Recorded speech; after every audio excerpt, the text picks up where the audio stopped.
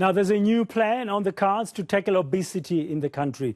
The Department of Health is launching a draft prevention and management strategy. In South Africa, 68% of women and 31% of men are overweight or obese. And just over 13% of children are also overweight.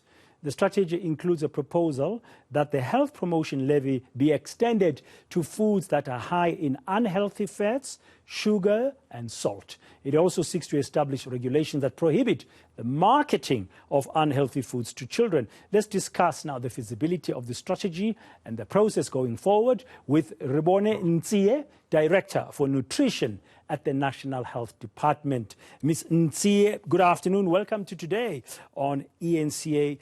Thank you very much for your time. It's a very tough situation. This picture is not looking good, that we are having an issue with obesity in the country. Is it an exploding epidemic? It is exploding, and good afternoon to everyone and to all the viewers. It is not only a problem in South Africa, it's a global problem, and it has been increasing at a very fast rate for the past decade. So it is indeed a serious problem. That is why, or challenge, that is why as the department, we are really looking at evidence-based intervention that could be used to or implemented to ensure that we really turn around the situation and reduce the prevalence of overweight and obesity and prevent as much as possible as well. Yeah, before we unpack the key pillars of your strategy, these numbers I've just quoted, that we have 68% of women in South Africa who are overweight or obese, 31% of men and 13.5% of children. Are they that you've done studies about these? Where are you sourcing them? Thank you very much for the question. I think it's very important for South Africans to really understand this, that this is not just the numbers that we are thumb-sucking as Department of Health, but these are the results or the findings of the South African Demographic Health Survey that was conducted in 2016.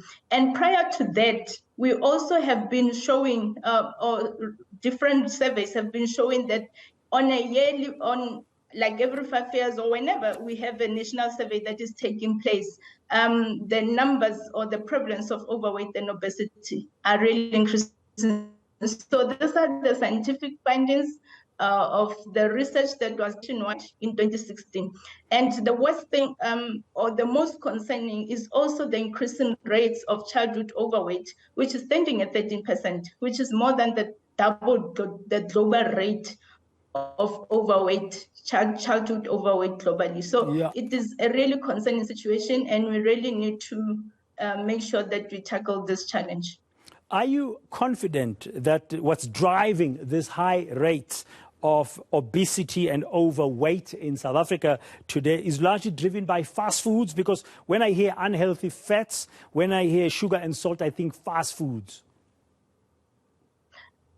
The causes of obesity are many, and they run deep. You know, we have dietary factors, we have physical activity where the lifestyle has really changed, and a majority of people are living a sedentary lifestyle.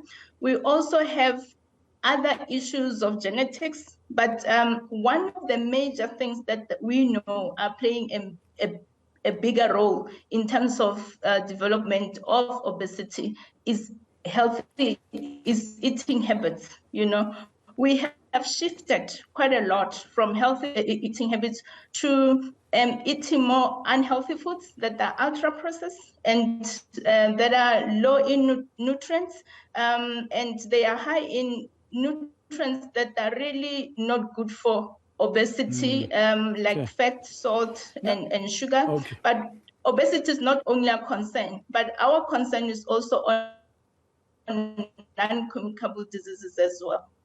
Okay, now let's look at the strategy. It's not the first time there's been an attempt at a strategy to tackle obesity and overweight problems in South Africa. There has been a previous one. This new one that you're having, what are going to be its key pillars?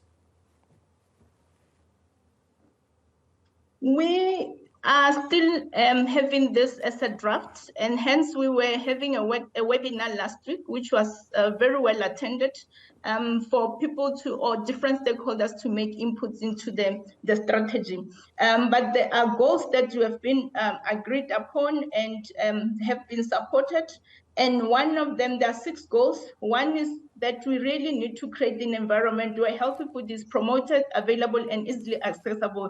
You find that a lot of accessible foods, especially in the far remote areas, it's unhealthy foods, so freshly vegetables, fruits, legumes, nuts, and all those things. You find that you have to travel a little bit far to get that. So our role, we want to make sure that the environment is conducive enough for people to choose healthy foods. Even around towns, you find that, every corner, you find a quick service restaurant. And by nature, the quick service restaurant, their foods are very high in fat, in salt, in sugar, and their portions are very big, and they are very nice, appetizing, and mainly also addictive.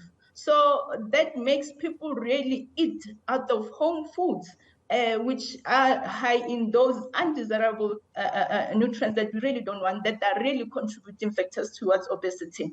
But most importantly, we also want to not only to improve the environment within our communities, but also within our schools, to ensure in the school environment is also conducive and promotes healthy eating and physical activity. What is sold in the school tuck shop, what the vendors around the schools are selling, those should be supportive and should be hungry. But not only that, but also what is in the school curriculum, what is being taught, what is being included, for example, in